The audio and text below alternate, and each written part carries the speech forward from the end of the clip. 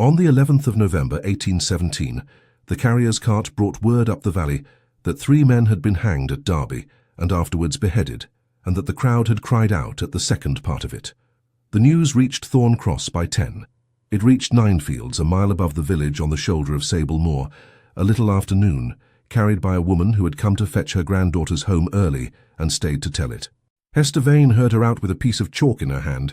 Then she turned back to the board. At 3 o'clock she looked through the window and saw a horseman come round the shoulder below the second gate. She did not need his face. There was one black horse in this valley and one man who would ride it up her track. She did not put the chalk down. The schoolroom was the front room, and the front room was the whole of the ground floor but for the scullery. 4 benches, 11 children, a board propped on the dresser, and a north wall that ran with damp from October to April. The fire had been built at 8 to last until 4. Hester counted it in her head as she taught, the way other women counted stitches. Mrs. Hoyle stood in the doorway with the cold coming in behind her. "They took their heads off after," she said. "That's what's come down the road with it, a man with a knife and a block, and he held the first one up. Nan Betsy, your grandmother's waiting. Folk fainted, they say. Then it's as well we're 11 miles from a newspaper." Hester held out the girls' shawls. "Good afternoon, Mrs. Hoyle." The door shut. The children had gone quiet in the way children go quiet, which is not quiet at all but a sort of listening. At the back bench, Tom Vane lifted his head.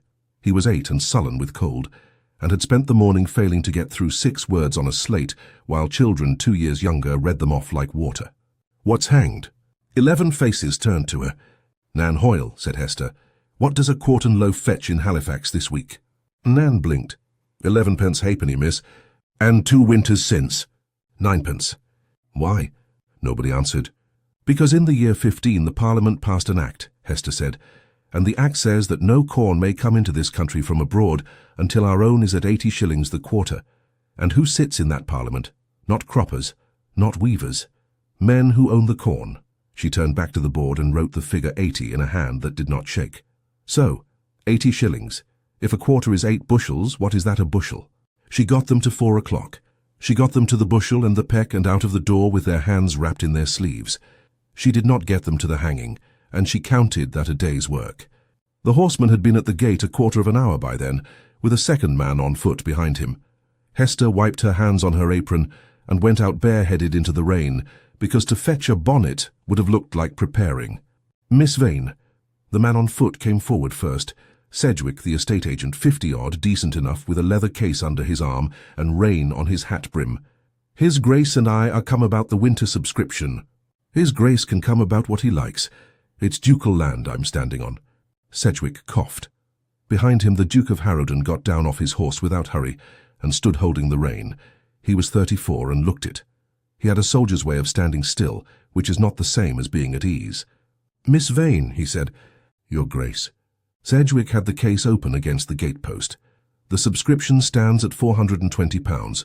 Coal, oatmeal, and a fund for the doctor. His Grace has put down 300 of it himself. Mr. Kell at Crossbank has given 60. What's wanted now is a committee of distribution, and it wants a name upon it that the valley will trust." "It wants mine." "It does." "No." Sedgwick looked up. The Duke did not. "Miss Vane, I don't think you understand that—" "I understand it very well. You've £400 and no hands to give it out of. If Mr. Sedgwick knocks at a door in Thorn Cross with a sack of meal, they'll take it and hate him, and the next week they'll not open. If the Duke of Harrowden knocks, they'll not open at all." She pushed a wet strand of hair off her cheek. "And if I knock, they'll take it, because they know I've nought to gain by giving it. That's the whole of my qualification. I'd as soon keep it." "So you'd keep it," the Duke said, "and let them go without coal." "I'd keep it and let them go without you." Sedgwick shut the case. There followed a silence that the rain filled up. "Mr. Sedgwick," said the Duke, "you'll find the track easier on foot at this end. Go down and wait at the beck, I'll come." Sedgwick went. He was a man who had spent 30 years learning when to go. The Duke stood at the gate with the rein over his arm and did not come through it. Hester noted that, and noted that she had noted it, and was not pleased with herself. "Say it plainly," she said. "Say what you came to say and get down before the light goes." "I've something of your brother's." "You've nothing of my brother's." "I have." He put his hand into his glove, an odd, careful movement, as though the thing had been there a long while and had a place. He brought out a fold of paper, much worn at the crease. "He gave it me on the 14th of January. in the year 13, in the yard at York Castle. It was made in the jail. It was to go to his son. The rain came down between them. 5 years, she said. 5 in January. You've been 11 miles off since the spring. Yes. And in that time you've built a lodge at your east gate, and taken up the shooting and dined at Halifax with the Lord Lieutenant, and it's 11 miles. Yes, he said again. Then why now? Because they hanged 3 men at Derby last week and took their heads off, and the whole of this valley has spent 4 days thinking of January. He held it out. I'll not carry it another winter. She looked at the paper. She did not lift her hand. Take it from my hand, Miss Vane. No. It is his. It is his, she said, and it has been yours for 5 years, and I'll not have it out of your glove as though you were doing me a service. He stood a moment. Then he set the folded paper on the flat of the gatepost and put a small stone upon it against the wind and got up on his horse. His name was Jonas, Hester said. I know what his name was. He rode down. She stood in the rain with her arms folded until the track had taken him round the shoulder and out of sight, and then a while after that, because she would not have it said, not by him, not by herself, that she had waited on him going. When she took the stone off, the paper was soft as cloth. Inside it was a ring of plaited hair, brown, worked fine, no bigger than a shilling. She went down to the village next morning for flour, and found the Duke's horse tied outside Hoyle's shop, and the Duke himself in the road with Sedgwick and a bill of lading, in a wind that was stripping the last of the thorn hedges. Half of Thorn Cross found business at the far end of the street. That was the way of it. Nobody was rude to him. Nobody had ever once been rude to him. They simply went elsewhere, all together, like water going round a stone, and it had been happening since April. Widow Sutcliffe came out of the shop with her basket. She was 60 and bent, and had buried a husband and 4 of 6. She stopped in front of the Duke of Harrowden in the middle of the road and set her basket down in the wet and curtsied to him, low and slow, and with her chin up, the way a woman curtsies when she means it to be seen. Your Grace. Mrs. Sutcliffe. He took his hat off to her in the wind. Is there word? Not since Whitsun. There'll be one at Christmas happen. You'll bring it to me. I will. She took up her basket and went. 2 women stood at the corner by the pump and watched the whole of it and said nothing whatever, and went on standing there after she had passed. Hester bought her flour. Mrs. Hoyle weighed it out and did not look up. Her lad were transported, she said, not hanged. Transported 14 years, Botany Bay, and he was 16-year-old. I know what he was. Mrs. Hoyle tipped the flour into the poke and folded the top over twice. There's some in this valley reckon that's a mercy, and there's some reckon it's nowt but a slower rope, and I've never yet asked her which she calls it. She pushed it across. 9 pence. By the 21st of November, her name was at the head of the subscription list, and nobody in the room mentioned how it had got there. The vestry at Thorn Cross was a cold square room with a table, 4 chairs, and a chest with 3 locks that had held nothing worth stealing since 1794. Sedgwick had the list. Hester had a pencil. The Duke stood at the window, because there was no 4th chair that would hold him, and had said perhaps 40 words in an hour. Wilcock, said Sedgwick. Bottom fold under Holland Beck. 6 children. He's been 3 times before the bench for taking hares off the Abbey land, and once for the pheasant. Hester wrote him down. Miss Vane. 6 children. There must be a line somewhere, Sedgwick said, or the thing becomes a lottery and every man in the valley learns that the poaching costs him nothing. The line's at Holland Beck. She did not look up. Everything under it floods and everything under it is hungry. Mr. Wilcock's morals are between him and the bench. His children are between him and February. From the window. Strike him off and the subscription is honest. Keep him and it's charity. Keep him, said Hester, and it's coal. She felt the Duke turn. She went on writing. Ackroyd Sowerby. 2 Ackroyds. Is it 2 houses or 1? 1, said Sedgwick, with a lodger who calls himself a nephew. Then it's 2. She struck out 3 names further down without ceremony.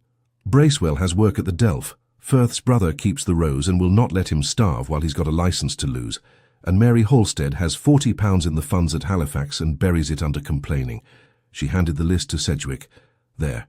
You've saved £11 and made 3 enemies, and I'll be the one that meets them at the shop. Sedgwick read it over. He was a careful man and did not like being impressed. There's the other matter, he said. The Duke came away from the window at last. I want to build a school, he said. Stone, 2 rooms, a proper flue, a house at the end of it. On the glebe corner by the church, where they've not to climb a mile in the wet. £60, and I've a man in Wakefield who'd have it up by August. Hester put the pencil down. That's a handsome offer. It is. Make it in April. I beg your pardon? Make it in April, she said. In December they want coal. If you put £60 into stone this month, then in January 11 families burn furniture, and in February the doctor comes to the bottom fold and finds children he can do nothing for, and in August you'll have a beautiful school with a proper flue and fewer children to put in it. She stood and shook out her skirts. You're not wrong, Your Grace. You're early. It's a common fault in men with money. They think in years because they can afford to. Sedgwick was looking at the floor with great attention. £60 to the coal, then, the Duke said. £60 to the coal. And in April you'll hear me on the school. In April I'll hear you on anything you like. She went out into the lane and he came after her, and what he said to her at the gate of the churchyard was not heard by Sedgwick, who was inside packing his case, nor by the sexton, who was 50 yards off and deaf. Hester heard it. She stood with her hand on the cold iron of the gate, and heard all of it out to the end without once interrupting, which was not her habit. Then she said, "You've a great deal to learn about this valley," and walked up the hill in the dark, and it began to rain when she was halfway. Lady Sophia Aske came up the track 4 days later, on a grey mare uninvited at 11 in the morning, and put her head round the schoolroom door in the middle of the multiplication. "Oh, I do beg your pardon, do go on, I shall sit at the back." She was 22, and had been shut up at Harrowden Abbey since Michaelmas with 3 horses, a pianoforte, and no conversation. She sat on the end of Tom's bench for 50 minutes in a habit worth more than the house, and joined in the 7 times table, and got it wrong twice. Afterwards, Hester gave her small beer because there was nothing else. "You must think me very forward. I think you very wet." "Yes." Sophia looked round the room, the board, the damp wall, the 11 slates stacked by size. "May I ask you something, Miss Vane? Nicholas will not answer me, and Mamma is in London, and I have nobody at all." You may ask. Why does the village not look at him?" Tom was at the fire with his boots off. Hester did not glance at him. "Ask your brother." "I have. He says it is an old business and none of mine." Sophia turned the cup in her hands. "He was here in the year 12, you know. He had a majority in, one of the foot regiments, I never could keep them straight, and he was sent home from Ciudad Rodrigo in the January with a ball in his shoulder, and instead of letting him mend, they put him on General Maitland's staff and sent him into Yorkshire with a troop of dragoons and the militia to command. He was only a major then, and nobody thought anything of him at all. He was only Nicholas, and he went back out to Portugal in the autumn when his shoulder was sound, and he never spoke one word of Yorkshire, not one. And now he has bought a house 11 miles from it, and sits in it like a man doing a penance. And if I ask him why he says the London air disagrees with him, she looked up. He is my brother, and I do not know a thing about him. Is that usual? I couldn't say, I'd only the one. Had you? Where is he? Dead. Oh, said Sophia, I'm so sorry. Was it the fever? Nan Hoyle's mother wants her home by 2, Hester said, standing. You'll want to be down before the light goes. The track washes out below the second gate, and your mare doesn't know it. Sophia rode home enchanted, and that night, in a warm room with a good fire and 11 miles of moor between herself and everything she had seen, she wrote to her mother in Grosvenor Street. And she is not at all what you would suppose. She is very handsome in a severe way, and speaks like a woman who has read a great deal more than I have. Nicholas gave £60 to her coal because she told him to. Mamma, he does not look at anybody. He has not looked at anybody since Hugh died, and he looks at her. Tom found the ring on the 1st of December, in the workbox under the tapes. Whose is this? Hester was at the fire with a shirt she was turning for a man in Sowerby, 3pence collar and cuffs. Put it back. It's hair. He held it up to the window on his finger. It's plaited. Whose hair? Mine. He looked at the ring. He looked at his aunt's head, which was black, and at the ring, which was not. He was 8 years old, and he had lived with her since he was 5, and he had learnt more about her from what she would not say than most men learn about their wives. He put it back in the box under the tapes. There's a bird in the byre's got a bad wing, he said. Then leave it be. I've named it. That's worse. Hollenbeck came up on the night of the 4th of December, with 2 days' rain on the moor behind it, and a wind out of the west. It came up the way it always came up, not slowly. At 9 o'clock the ford was passable to a horse. At 10:30 there was no ford, and the water was in the lane, and the Wilcox house in the bottom fold stood in the middle of it with a light in the upper window. Hester was there by 11 with a lantern, because she was above the water and could see what was happening below it. Ezra Kell came from the mill with 4 men and a rope and a boat hook, having shut the wheel down himself. The Duke came off the Abbey Road on a black horse that would not face the water, and got off it and went in on foot, which every man there saw him do. They got Wilcock and his wife and 5 children out along the wall by the rope. The 6th, who was 3, had been put on the top of the press in the back room and forgotten in the counting, and it was Kell who went back for her and the Duke, who took her out of his arms over the wall because Kell had no hand free, and that was the whole of it. Nobody was drowned. Nobody said anything heroic. A man called Bracewell lost a boot. At 2 in the morning, the 3 of them stood in the Wilcock's byre, with the water going down and the family asleep in the hay, and were civil to one another.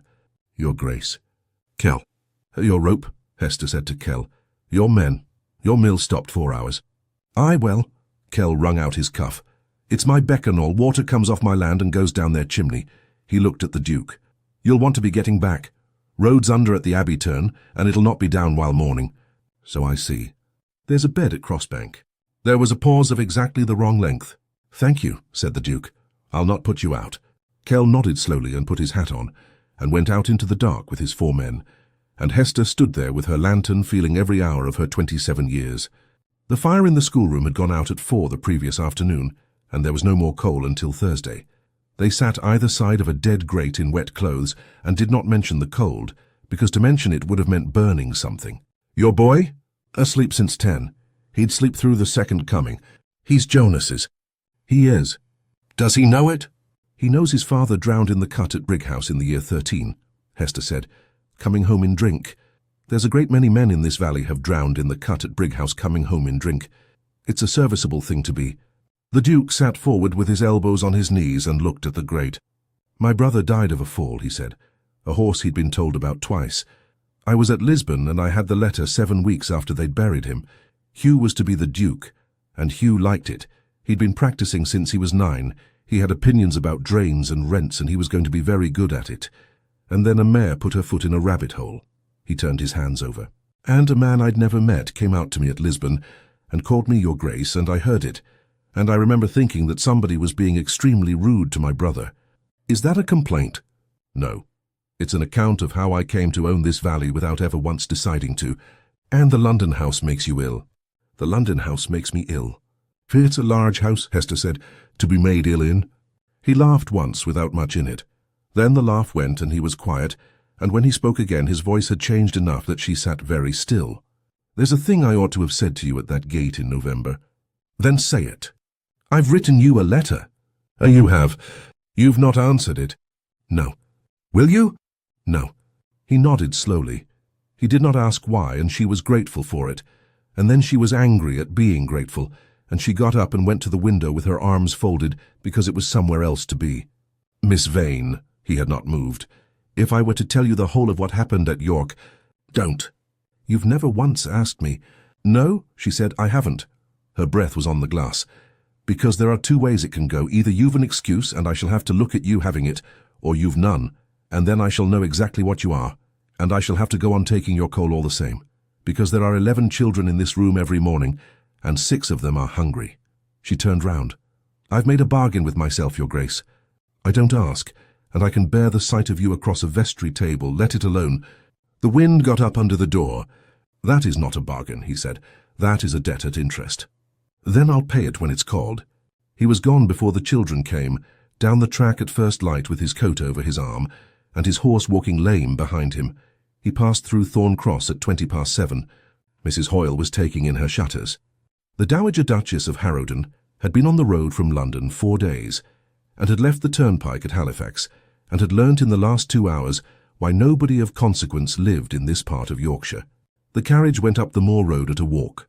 On the left there was a drop, and at the bottom of the drop a beck that had lately been somewhere it had no business being, and on the right the moor went up and up into a sky the colour of dishwater. It was the 17th of December. She was 61. Her feet had lost sensation somewhere before Sowerby Bridge, and the hot brick at them had been cold since Ripponden, and she sat perfectly upright, because she had been taught to sit perfectly upright, and it had never once occurred to her to stop. On her knees was a reticule. In the reticule were 3 papers. The first was a draft on Coots for £500. The second was a letter from a Mrs. Ferrers of Shrewsbury. who kept a young ladies' establishment of 40 pupils, and wanted an assistant of good education, and who could be induced by an annuity of £60 to want one very much indeed, and to ask no questions about her. The third was a memorandum in Mr. Sedgwick's hand. She had written to the agent in November about the Marsden timber, and had added at the end an idle question about the small tenancies above Thorn Cross, and he had answered her fully, because agents answer duchesses fully. Ninefields was held at will. There had never been a lease upon it. The two closes had stood on the estate committee's list for throwing into the home farm these 11 years, and had been carried at Martimas last, with 9 other items, and would go forward at the quarter. She could not serve it. She had no more standing over her son's land than the woman who swept his hall, and had never pretended otherwise. She did not require standing. She required only to lay a piece of paper on a table in front of an intelligent woman. She had read all 3 at the inn at Halifax, and had put them back in order of increasing unkindness, and had said to herself quite plainly, "This is not the first hill," because there had been another in the year 74, and she had not gone up it. Her mother-in-law had gone up it in a chaise, on a fine day in a soft country, to see an apothecary's daughter at Harrowden about a settlement and a passage to Ireland, and had come down again in time for dinner, and never spoke of it again in her life. And Augusta had married the 3rd Duke of Harrowden at 19, and found out what she was in the first 12-month, which was a message delivered. The carriage stopped. A face at the window, her coachman streaming. "Wheels'll not take yon last piece, your grace. It's stone and it's on the turn." "How far?" 200 yards, happen." "Then I shall walk 200 yards, said the Dowager Duchess of Harrowden, "and you will find something to do with the horses that does not involve my watching you do it." There was a gate, a byre, a stone house with 2 chimneys, and a woman in the doorway who had seen the carriage from a mile off, and had had a quarter of an hour to decide what her face would do. "Miss Vane." "Your Grace." "You know me. There's one carriage of that sort in the West Riding, and I've seen the arms on a subscription list come in out of it. The room she was brought into was a schoolroom. That had not been in Sophia's letter, or if it had, Augusta had read past it. 4 benches, 11 slates in a stack, a board with the 7 times table on it, and underneath, a column of figures headed coal, a dresser with 3 plates. On the table by the window a ledger lying open, and beside the ledger a ring of plaited brown hair. The fire was small and had been recently made up. Augusta understood sitting down beside it that it had been made up for her, and that it would not have been otherwise, and she was not a stupid woman. "You'll take tea, there's no cake." "Tea will do very well." They drank it. Augusta asked after the roads, and Hester answered about the roads. Augusta asked after the state of the poor, and Hester answered about the state of the poor precisely, with figures, for rather longer than Augusta had expected, and without once making it a plea. Then the Dowager set down her cup. "Miss Vane, I'm too old and too cold to arrive at things gradually. My son is in love with you. Your son is in something. I've not troubled to name it. You are not going to be missish about this. Good. That saves us an hour." Augusta drew the reticule onto her lap. "I have a proposal to put before you, and I would like you to hear the whole of it before you say anything at all. Can you do that?" "I can. Here is a draft for £500. It is drawn on my own account and not upon the estate, and it is not conditional upon anything but your going." She laid it on the table. "Here is a letter from a lady at Shrewsbury, who keeps a school of 40 girls and wants an assistant. The work is teaching, which you can do, and the country is soft, and nobody within 100 miles has heard the name Vane. I would settle £60 a year upon you for your life, not for 10 years, for your life, and it does not stop if you marry, and it does not stop if you are foolish, and there is no clause in it that brings you back to me on your knees." She stopped. The rain went along the window. "That is a great deal of money," said Hester. "It is. I have thought about the sum for 3 days.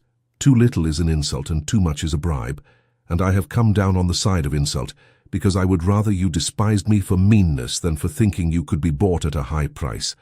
Augusta folded her hands. "Now you may speak. There's a 3rd paper." "There is. What is it?" "It is nothing that need be produced." "Then it says I hold this house at will and always have," said Hester, "and that any Martinmas the estate takes a mind to my 2 closes, I'm in the road at Lady Day with my benches stacked behind me." The Dowager Duchess of Harrowden looked at her for a long moment. "It is in Mr. Sedgwick's hand and not mine. I have no power over this house whatever. I only know what it is standing on." She set her cup down. "You are quick," she said. "I am sorry for it. I find quick women have the worst of everything. The door banged and Tom Vane came in wet to the collarbone with a dead jackdaw in his hands, and stopped dead at the sight of a duchess in the good chair. "Boots," said Hester. "It's dead." I said leave it be. I did leave it be. His chin went. I left it be 4 days and it's dead any road, so it were nowt to do with me. Boots coat both.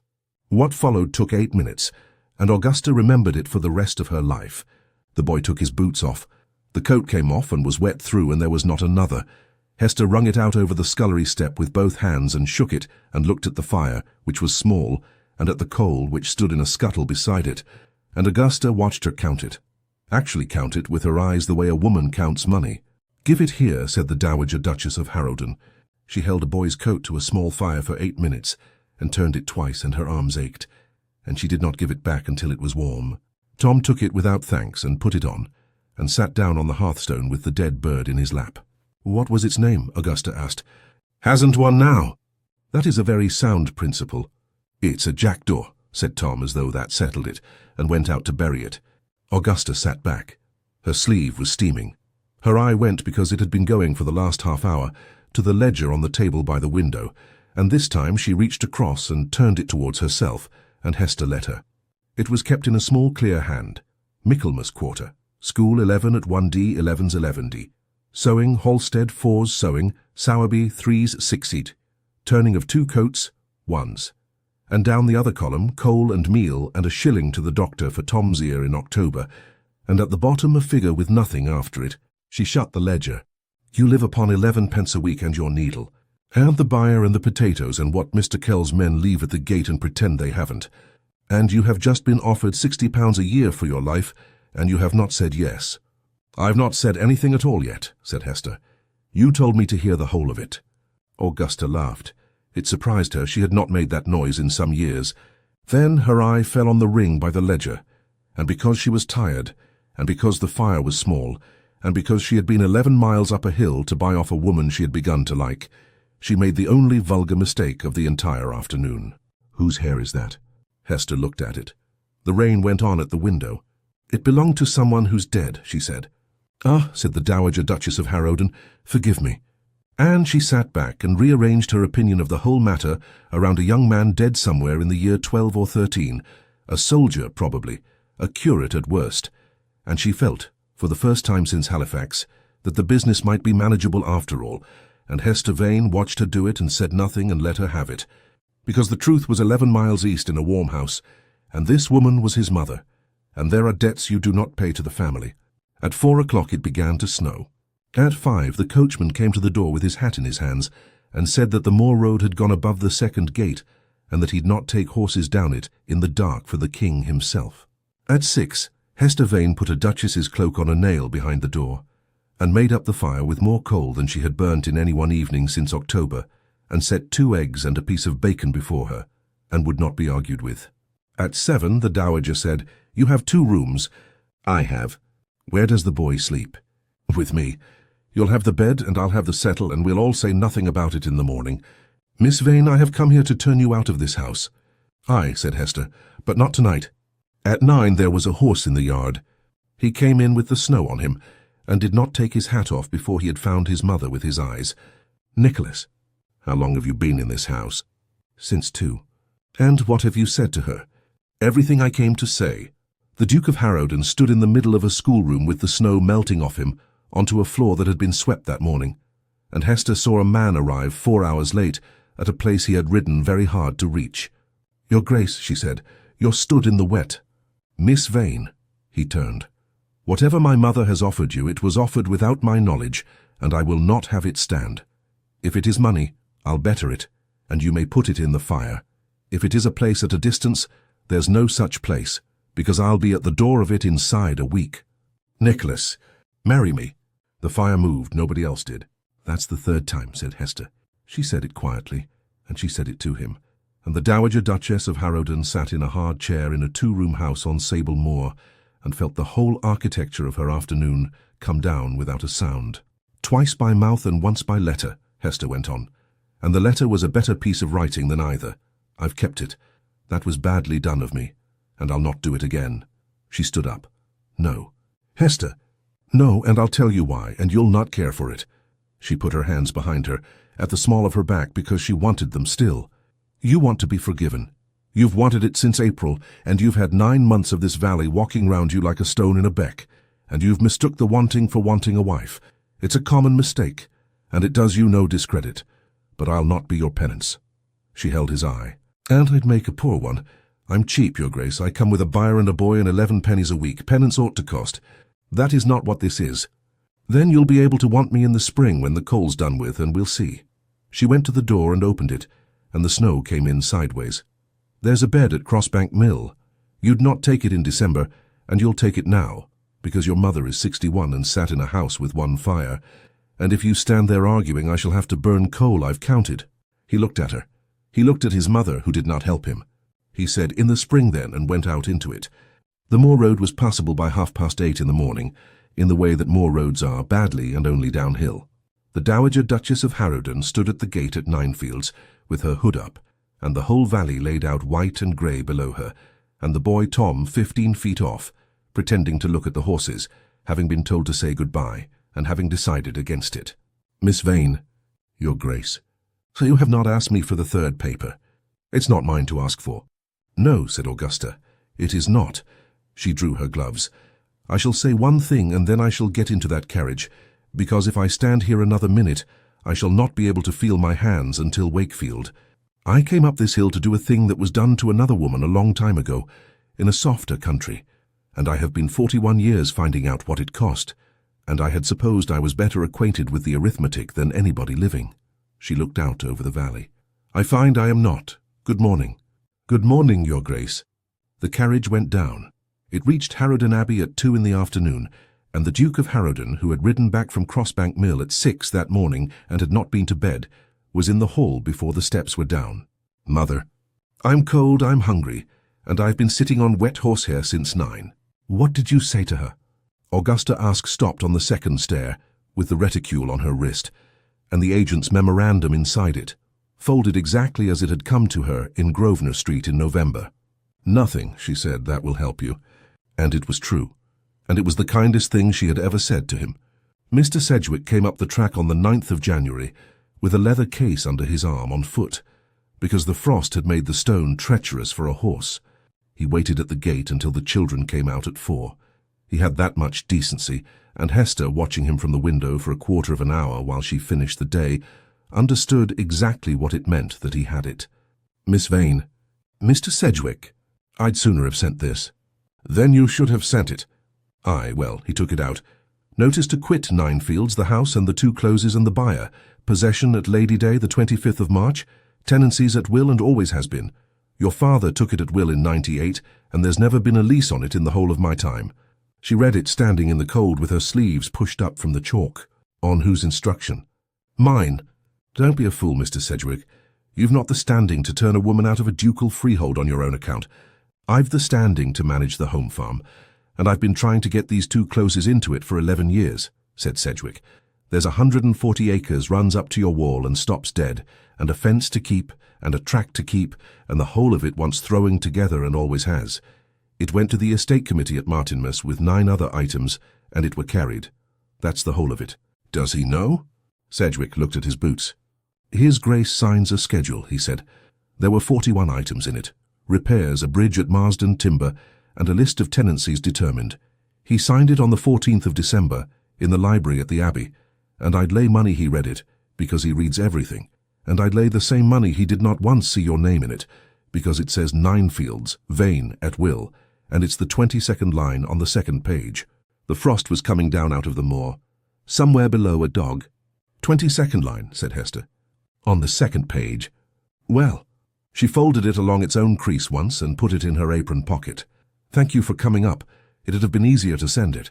It would, said Sedgwick, and went down. She stood at the gate a while. It was not that she wanted to weep, and it was not that she wanted to break anything, though she went into the byre afterwards and stood there for some minutes among the potatoes with her hands over her face. It was that she had spent 9 weeks refusing £500, a place at Shrewsbury, £60 a year for life and a duke, on the grounds that she would owe nothing to anybody, and the machinery had not noticed her doing it. It had gone on turning at its ordinary speed. It had carried her at Martinmas among 9 other items. Nobody had troubled to be cruel to her at all. She walked to Harrowden Abbey on the 11th 11 miles, on frozen roads, and did the last 2 in sleet. The abbey was in the low country east of the moor, in soft folds out of the wind. Hester noticed the wind stop somewhere past Marsden, and noticed herself noticing it, and by the time she came up the avenue between limes, she had a headache from having her shoulders up round her ears for 4 hours. They put her in a small room off the hall with a fire in it. That was the first insult, and it was not meant as one, which made it worse.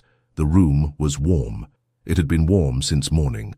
Somebody had lit a fire in an empty room and let it burn all day for no reason, but that a person might come in, and the whole of it cost more coal in a day than she had burnt at Ninefields since the Wilcox were flooded. She stood by the fire and would not sit in the chair.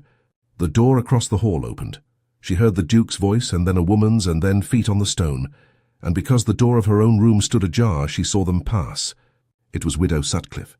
She had a paper in her hand, folded small, and she was crying. Not hard, but in the settled way of an old woman who has been crying at intervals for an hour and is quite content. And the Duke of Harrowden was walking her to the door himself with her basket over his own arm. "He's had the fever and come through it," she was saying. "He's had the fever and come through it, and there's a man there give him work at the boats. Then he'll do. He's 9 year yet. He's 5 behind him, and a man there giving him work, Mrs. Sutcliffe. 9 years is not forever." "No."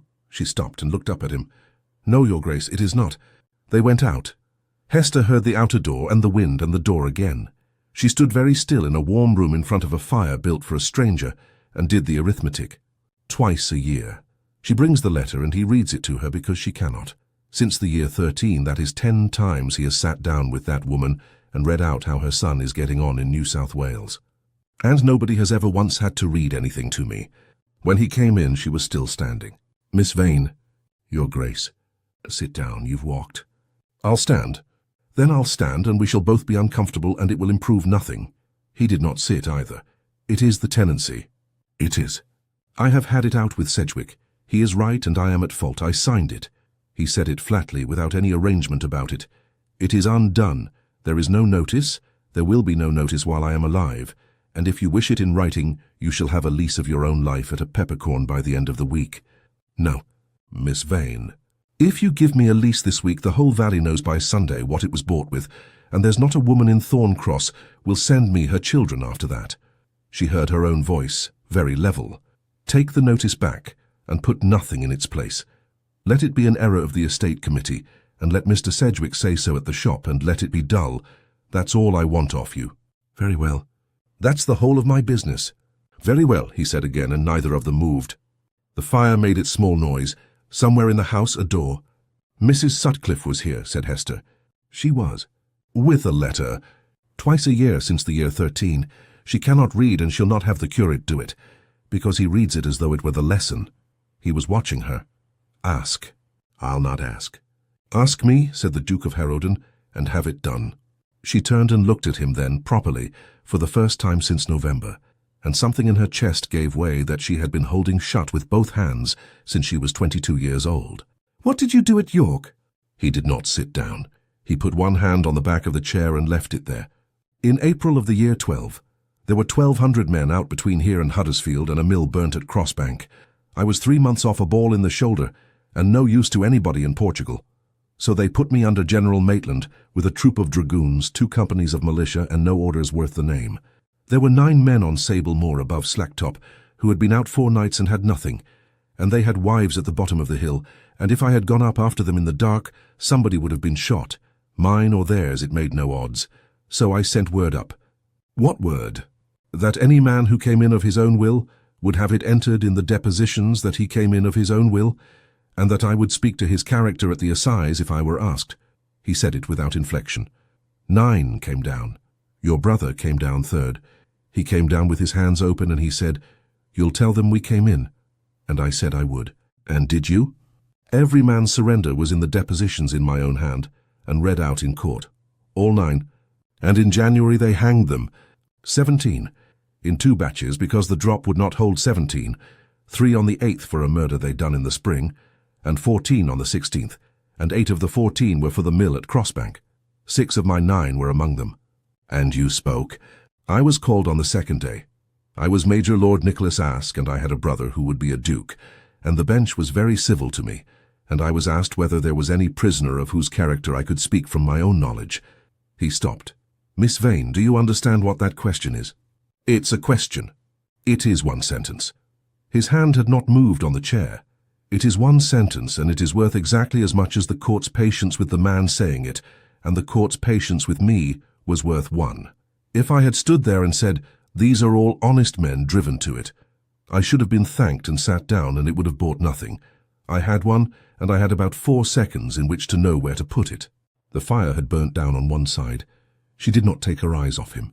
"Say it plainly," she said.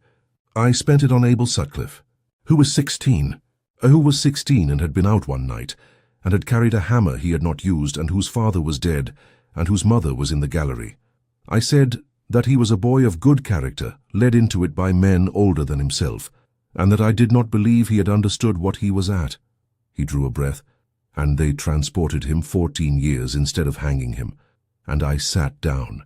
And your brother was tried on the Thursday, and I was in the same court, and I did not stand up again because I had nothing left to stand up with." Hester heard the wind come round the corner of the house and go away again, and she found that she had put her hand flat on the mantel-shelf. "Why?" "You know why. I want it said." "Because they would have believed it of the boy, and they would not have believed it of Jonas," said the Duke of Harrowden. "Your brother was 29. He was a cropper, and his father had been a cropper, and he could read and he could talk. And there were 2 men in that court prepared to swear he had stood on a wall at Crossbank and told 40 men what to do. And he had, Miss Vane, and I saw him do it. He was not led into anything. He went into it with his eyes open, because he was clever and he was angry, and there was nothing else left to be. If I had spent my sentence on him, I should have been contradicted in 10 minutes, and they would have hanged him anyway, and Abel Sutcliffe would have gone up on the same rope. So you chose." "I chose the one it would buy," he said. "I have gone over it for 5 years, and it is the same answer every time, and I want you to understand that that is not my comfort. It is the whole of the horror. If I had chosen badly, I might have repented of it and been done. I chose correctly." "And your brother was hanged at York on the 16th of January in the year 13, and I stood in that yard on the 14th, and he gave me a ring for his son and said, 'You'll see it gets to him.' And you didn't." "No." 5 years. "Yes. Why not?" Her voice went at last, and she let it. "Why not? You'd been to the jail, you'd taken it off him, it was 11 miles, why not?" "Because I would have had to hand it to you," he said, "and you would have asked me exactly what you have asked me tonight, and I have not had the courage until you had the coal." "I wrote," he said when she had been silent a long time, "in the January, to my father who had the Lord Lieutenant's ear, and had known Sidmouth 30 years, 3 letters in 9 days. I make no claim upon it. I had no answer, and I have no copies. And you have only my word, and my word is what got 9 men down off that moor. So I am aware of what it is worth in this valley." "Don't." "Very well. Don't do that." She wiped her face with the flat of her hand once roughly and was steady again. "Don't put a letter in front of me now. If you've a paper, produce it, and I'll read it. If you haven't, then let it alone, and don't stand there being humble at me. I've had 9 weeks of your humility, and I'd sooner have had the ring in November." "That is fair." "It's not fair, it's only true." She took her cloak off the back of the chair and put it on and did up the throat, and her hands were quite steady, which surprised her. "I'll go. I'll be at Ninefields by 9 if I go now." "You will not walk 11 miles in the dark. There is a gig and there is a man to drive it, and it is not a favour, it is a gig." "I'll walk." "Hester." "I'll walk," she said, "because if I sit down in your carriage tonight I shall cry the whole way, and a stranger will see me do it. And I have not cried in front of anybody since the year 13, and I'll not begin with your coachman." She went out through the hall, and he came with her to the door, and on the step in the sleet she stopped and took off her glove. The ring had been on the 3rd finger of her left hand since the morning after the snow, where nobody could remark it, because a schoolmistress's hands are always at something. She took it off and put it into his hand and closed his fingers on it. "Then you keep it," she said. "You've had it 5 years, another 5 won't trouble you." He stood in the doorway of Harrowden Abbey, holding a ring of plaited hair, and she went down the avenue between the limes and out onto the road, and got to the top of the moor by 7 where the wind was, and did not stop at all until the 2nd gate, where she sat down on the stone in the dark and stayed there a while. It began at the end of January, and it was not done unkindly, which was the worst of it. Mrs. Hoyle's two granddaughters stopped coming on the Monday. There was no message. On the Thursday, Hester was in the shop for salt, and Mrs. Hoyle said over the scale that her daughter had a mind to keep the girls by her a while now the mornings were so bad, and that the track was terrible above the second gate, which was true. The Sowerbys went the week after. Then the Ackroyds, both of them, and the lodger's boy, who was not a nephew. 11 became 6 by the middle of February. 6 became 4 by the end of it. The ledger said it plainly enough. Hillary quarter. School 6 at 1D, 3 weeks. 1s, 6D. School 4 at 1D, 2 weeks, 8D. Sewing Halstead 4s. Sewing Sowerby 3s, 6D. Turning of 2 coats, 1s. Shirt for Mr. Kell's man, 3D. She kept it in the same clear hand. She had been keeping it in the same clear hand since she was 19, and her father was dying upstairs, and it had never once occurred to her to keep it in any other. What was said in the valley was not said to her. It came round by the long way, as such things do, that Miss Vane had been seen in a byre at 2 in the morning with the Duke of Harrowden and Ezra Kell, and only one of them had gone home, that a carriage with arms on it had stood at Ninefields gate a whole night in December, that she had walked to the Abbey in January, and come back at 9 at night with her boots ruined and her eyes red, and what should a woman walk 11 miles for in the frost? None of it was a lie, that was the difficulty. Every single piece of it had happened. Tom came in on the 24th, with his lip open and his knuckles worse at 3:30, when there were 4 children on a bench meant for 11. "Out," said Hester, "all of you, go on." They went. She shut the door and got the cloth and the basin. "Sit!" "I'm not sitting." "Sit down, Tom." He sat down on the hearthstone with his back against the wall and let her hold the cloth to his mouth, and after a while he said through it, "Robert Halstead says my father were hanged at York." The fire went on doing what fires do. "Aye," said Hester, "he was." She felt it go through him, the whole of him, from the shoulder under her hand to the boots on the stone, and she did not take the cloth away, and she did not say anything else, because she had decided somewhere on the Moor Road in January that she had exactly one thing left to give this boy, and it was not comfort. "You said the cut at Brighouse." "I did." "You said it were drink." "I did. 5 years and I'd have gone on saying it, and I was wrong." She wrung the cloth out in the basin. "Your father was Jonas Vane. He was a cropper, same as your grandfather, and when the shearing frames came in he was out of work at 24 with a wife and a bairn.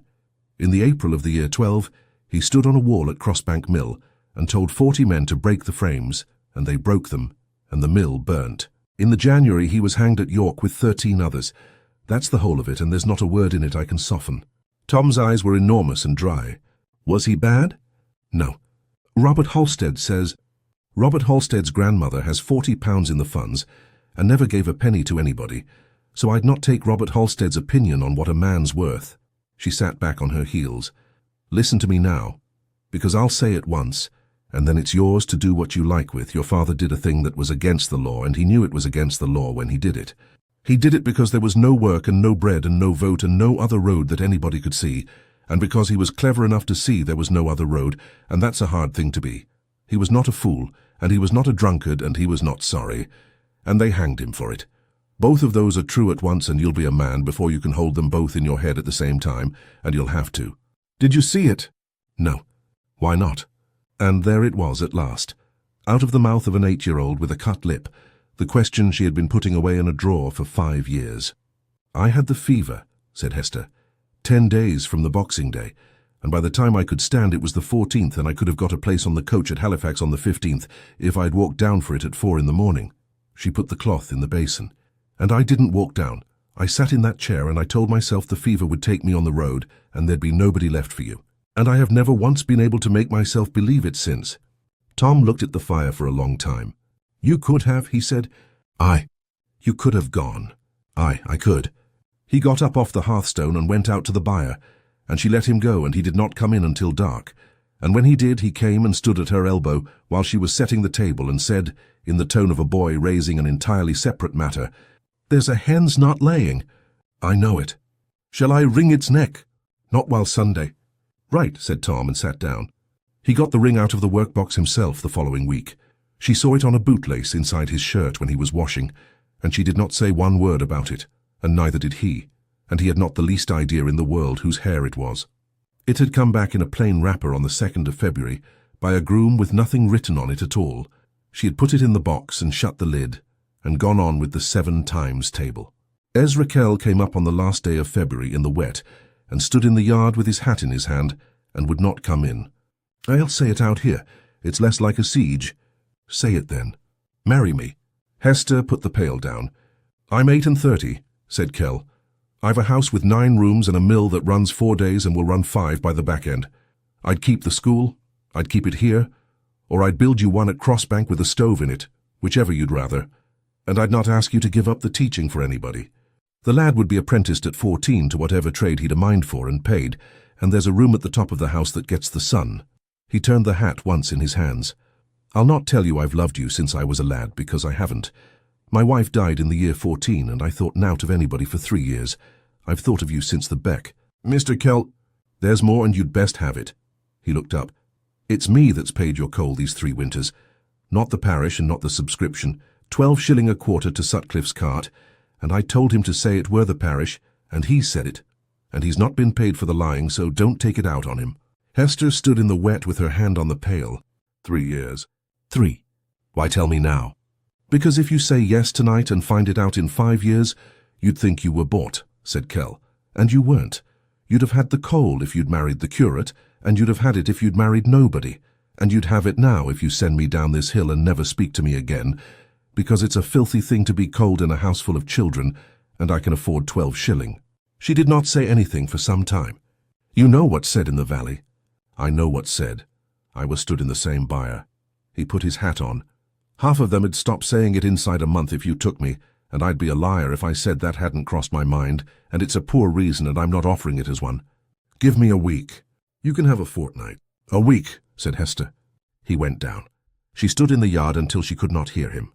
And the truth, which she took into the house with her and set down on the table beside the ledger, was this: that a woman with 4 pupils at a penny a week, and a boy to feed, and a byre roof that had wanted mending since October, would be a fool, an absolute and certifiable fool, to say no to Ezra Kell, that he was a good man, that he had told her about the coal at the one moment when telling her could only cost him, that she liked him, that she had 4 days left, and she had very nearly decided. Sophia came on the 2nd of March in disgrace without a groom.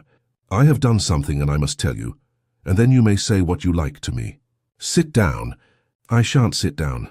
I wrote to Mamma in November." Her chin was going. "I wrote that Nicholas gave £60 to your coal because you told him to, and that he had not looked at anybody since Hugh died, and that he looked at you. And I wrote it because I was bored, and because I thought she would be pleased, Miss Vane. I thought she would write back and say how interesting. And instead she came here in a carriage in December, and I did not know she was in Yorkshire until she was at the Abbey door, and Nicholas has not properly spoken to me since." "Have you had this out with him?" "I have not dared." "Then dare," said Hester. "He's the one that's had 5 years of nobody daring, and it's done him no good at all." Sophia sat down after all. "He is going," she said.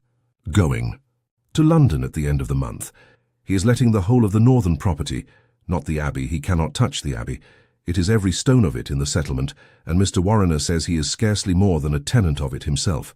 But Marsden and the Halifax mills and the warehousing all came in with our grandmother, and are outside it and his own to do as he likes with, and they go to a company of men in Leeds on a lease of 99 years, and it is a very great deal of money. And he is taking his seat, and he means to be there for the sessions, and he has told Mamma he will not come back into the West, riding at all." She twisted her gloves. "He said— I only heard the end of it. He said that the only kindness left in his possession was to be somewhere else." Hester turned to the fire and made it up, though it did not want making up. "Miss Vane, will you not—" "Your mare's got a stone in her off for," said Hester. "You'll have heard it on the track. Get it out before you go down, or you'll walk her home." At Harrowden Abbey on the 4th of March, the Dowager Duchess of Harrowden had the late Duke's dispatch box brought up to her sitting room, because the northern property was going to the Leeds men, and there were 40 years of papers to be gone through, and because she had been putting it off since 1816. It was mahogany, brass-bound, and had stood in her husband's library for the whole of her married life with the key in it. There had never been the smallest secret about it. Anybody might have opened it at any time in 41 years, and nobody ever had.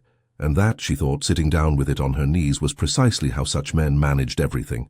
Leases, rentals, a quantity of correspondence about a drain, and tied with tape, in a bundle of no particular importance, 3 letters in her son's hand, addressed to his father, dated the 5th, the 9th, and the 14th of January 1813, from Halifax. They had all been opened. All three were docketed on the outside in her husband's small script: N. Janny 5, N. Janny 9, N. Janny 14, and the third had a further line under it: ACKD, not FWD. She read them in order in a warm room with the fire going, and she did not hurry. I write to you not as your son, but as an officer who gave his word on a hillside and finds it worth nothing. There are 17 men to be hanged at York this month, and 6 of them came down off Sable Moor to me of their own will upon my assurance. I ask you to write to Lord S. You have known him 30 years. I do not ask for a general clemency, which I know to be impossible, and I do not ask you to speak for the men who fired the mill. I ask for the 6, and if the 6 is too many, I ask for 1, and the 1 is Jonas Vane, whose surrender is in the depositions in my own hand, and who has a wife and a son of 4 years old. I have had no answer to either of my former letters, and must suppose that they miscarried, which I do not believe. Sir, I have never asked you for anything in my life, and I shall not ask you for anything again. There are 2 days. I am not able to make it plainer than I have made it. The Dowager Duchess of Harrowden sat with the 3 sheets on her knee and the tape in her hand for the better part of an hour. There had been a fine day in the year 74, and a chaise and a settlement and a passage to Ireland, and a mother-in-law who came down to dinner. There had been 41 years of a courteous man who never once raised his voice to her and never once told her anything. There had been a docket in a small clear script, acknowledged, not forwarded. He had read it. He had written the date on it. He had put it in the box and gone down to dinner, and it had cost him, so far as she could see from the papers on either side of it, rather less thought than the drain. Say it plainly, Augusta. You married the message. You have been 41 years delivering it, and in December you went up a hill in the cold to hand it to somebody else. She rang the bell and asked what day the Duke went into Halifax, and was told Thursday, and said that she would want the carriage on Friday morning, early, and that they were to put chains on it, because she was going up onto the moor. The wheels would not take the last quarter-mile in March any more than they had in December, and the Dowager Duchess of Harrowden got out at the same turn, in a thaw instead of a frost, and walked up with her skirts held out of the mud and the reticule on her wrist. Hester was at the gate before she reached it, which meant she had been watched all the way up. That, Augusta thought, was a comfort of a sort. It saved the arranging of faces. Your Grace. Miss Vane, I'm going to sit down in your good chair, and you are not going to give me tea because I shall be 20 minutes and no longer. There's 4 children in the front room till 4. Then we shall stand in the byre, and I have stood in worse. They stood in the byre among the potatoes, with a hen going in and out of the doorway and the moor dripping. Augusta opened the reticule and took out 3 letters tied with tape. My son wrote these in January of the year 13 from Halifax to his father. I found them last week in the dispatch box in the library at the Abbey, where they had been for 5 years with everybody's leave and nobody's interest. They were read. They were docketed. They were not sent on. Hester did not put out her hand. He said he had written. He would have said so. He would not have produced them because he has not got them and never had, and because he has arranged his whole life on the principle that a man who explains himself is asking to be let off. Augusta held them out. Take them. I have not brought them up this hill to hold. She took them. She read them there in the byre, standing in the light from the doorway, and it took some time, and Augusta looked at the potatoes. When she had finished, Hester folded them along their own creases and held them against her. They don't excuse him, said the Dowager. No, I want that said before you say anything, because you are quick and you will get there before me, and I would rather have said it myself. Augusta drew her gloves through her hand. He asked for the Sutcliffe boy by name in the court, and it was granted. He asked for your brother by name in these letters, and it was not. And the reason it was not is that his father did not trouble to walk the length of a room with them. Both of those things are in that bundle. Your brother is not saved in there, Miss Vane. He is only asked for twice by a man who could not make himself heard. She looked up. I could have kept them. I considered it for the better part of a day. I have had a great deal kept from me in my life, and I find I cannot recommend it. The hen came in and went out. You never produced the 3rd paper, said Hester. No. Why? Because you had counted the coal in front of me, and I had held your boy's coat to the fire, said Augusta, and I discovered that I could not do it, and I have been very much annoyed with myself ever since. Mr. Sedgwick served a notice in January. He did, and I had it in my bag in December that it was coming, and I said nothing. She looked out at the mud. I spared you the paper and let you have the January. That is a thing I shall be sitting with for some while. Something went across the dowager's face that was almost but not quite amusement. That is how it is done, you know, not by wicked old women in carriages, by committees at Martinmas on the second page. I have been on the wrong side of that machine for 41 years, and I have only just this month understood that nobody was ever driving it. You came up here to send me away. I did. Then why are you telling me all this? Augusta was quiet a moment, then she said, In the year 74, my husband was in love with an apothecary's daughter at Harrowden. His mother went down to the village on a fine day and offered her a settlement and a passage to Ireland, and she took it. And I do not blame her in the least. And I have never known her name. I married him in 75 at 19 because I was suitable. I found out what I was in the first 12 months. She put her gloves on, finger by finger. I was the message, Miss Vane. It was delivered to him on our wedding day, and he was perfectly civil about it for 41 years. And in December, I put £500 in a school at Shrewsbury in a bag and went up a hill in the cold to do the same thing to somebody else, and I got as far as your fire, and I found I had not the stomach for it. Your Grace, do not be kind to me. I shall lose my footing on this track, and I cannot afford it. She turned for the doorway and stopped. He goes on the 28th.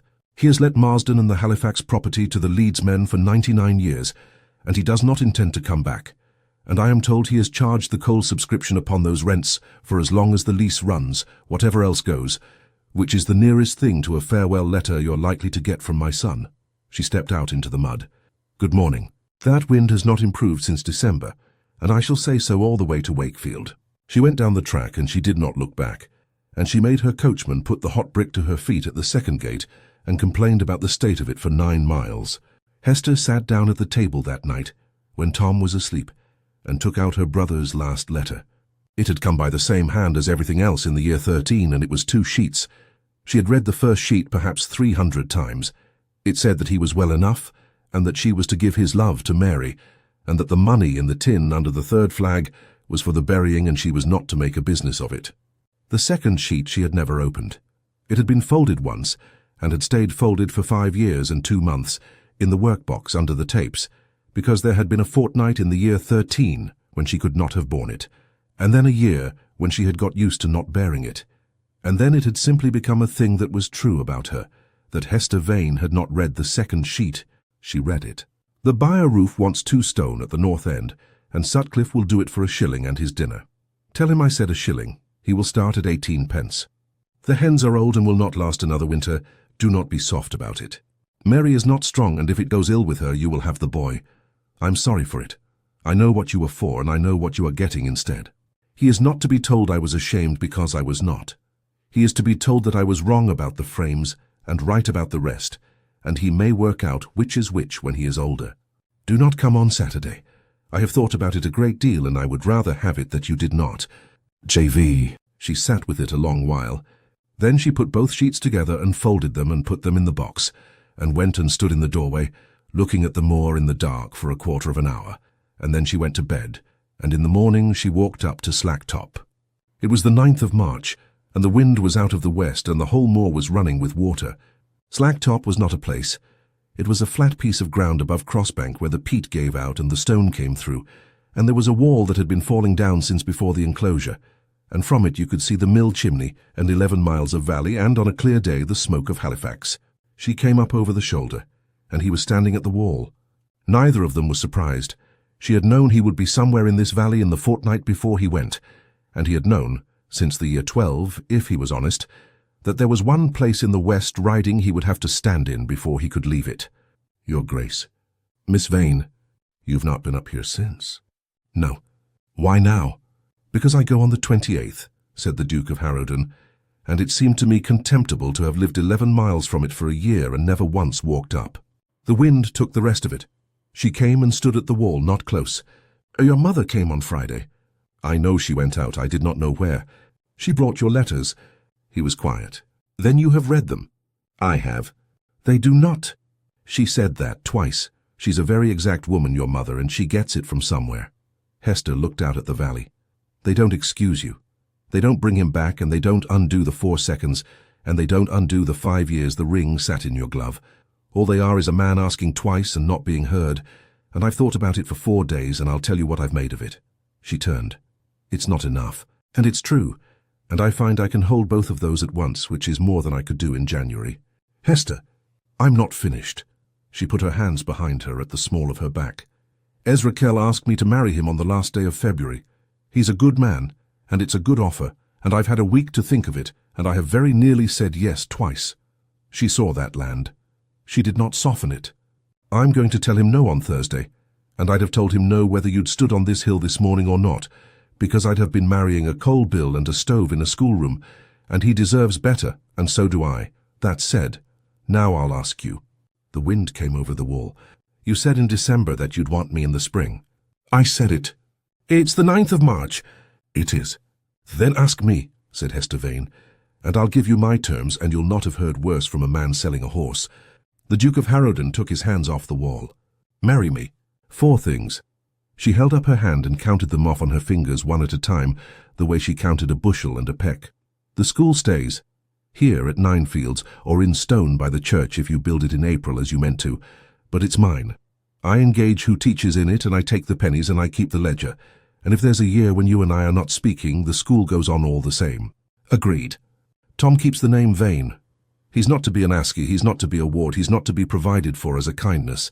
He's Jonas Vane's son, and he'll be it in your house and in your will and at your table." "Agreed." "I'll not be grateful." She let that sit. "Not ever, and not for anything. Not for the school, and not for the coal, and not for the roof over that boy.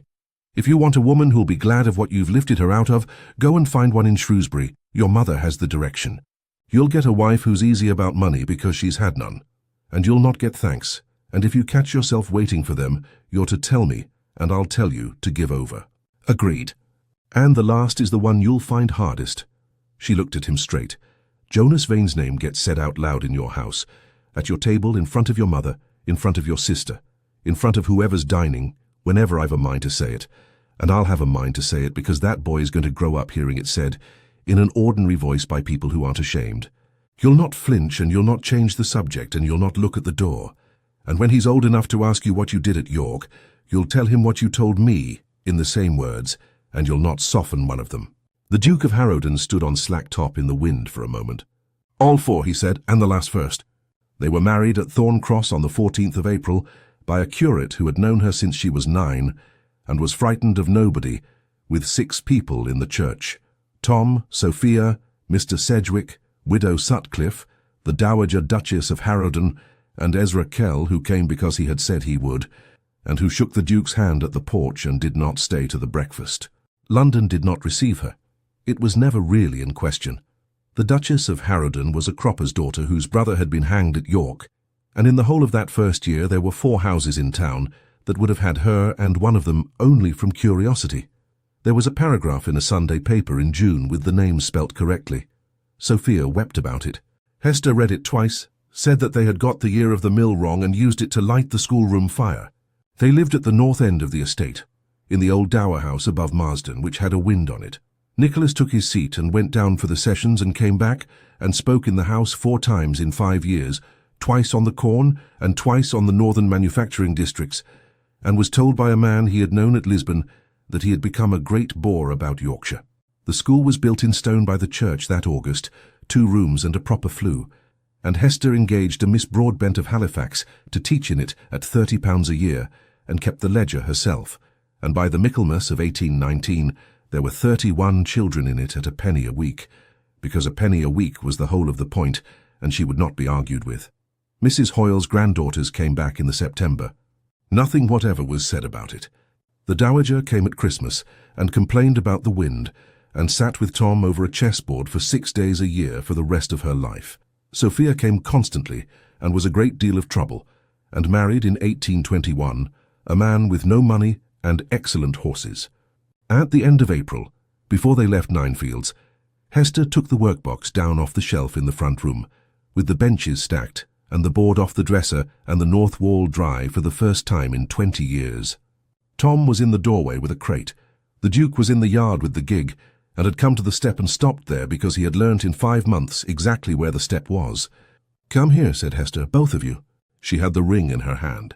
"This is your father's hair," she said. He plaited it himself in the jail at York in the 2nd week of January, in the year 13, and it took him 3 days, and he'd nothing to work with but his fingers. It was made for you. You were 4. Tom looked at it. I've had it on a lace since February, he said. I know you have. You didn't know what it was, and now you do, and there's a difference. She put it into his hand. He gave it to a man in the yard 2 days before to bring to you. That man stood in the door there. He carried it 5 years and 11 miles, and he was late with it. And he'll tell you himself why he was late when you're old enough to ask him properly. And he's given me his word he'll not make it prettier than it was. Tom turned it over once. Then he looked past her at the Duke of Harrowden, who was still standing on the step in his own doorway. Were you there? Yes. At York? Yes. Right, said Tom. He put it back inside his shirt and pulled the lace straight and picked up the crate and got as far as the gate before he stopped and turned round. Can I take the jackdaw? It's dead, said Hester. It's been dead since December. Not that one. There's another in the byre, and it's got a bad wing, and I've not named it, so it doesn't count. Then it's not tame, and it'll go when it's mended. I know, said Tom. That's why I want it. He went out through the gate with the crate on his hip. Hester shut the workbox and looked round the front room once, at the 4 benches and the dresser and the north wall, and put her hand flat on the door frame for a second on the way past, the way you touch a horse. Outside, the wind came off Sable Moor the way it had come off it every day of her life.